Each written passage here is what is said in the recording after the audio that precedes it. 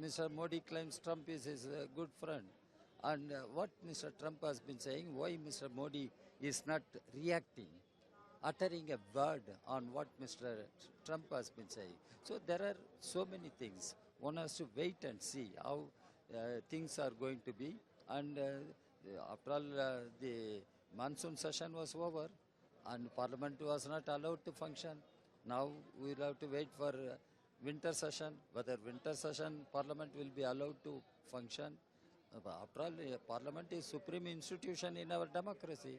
It should function vibrantly, reflecting the sovereign will of the people. But under Mr. Modi's regime, Parliament is becoming redundant. If Parliament becomes redundant, where is democracy? So there are so many questions.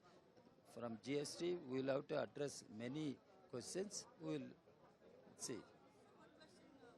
Like, sir, what your comment on the H1B1 visa, which is No, that is again that Trump, after he became president of America, he has launched trade war on the whole world and tariff war.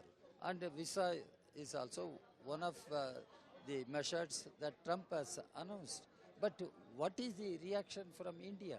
After all, India hosted G20 summit and India thinks it is part of Global South. On behalf of Global South, what India has done.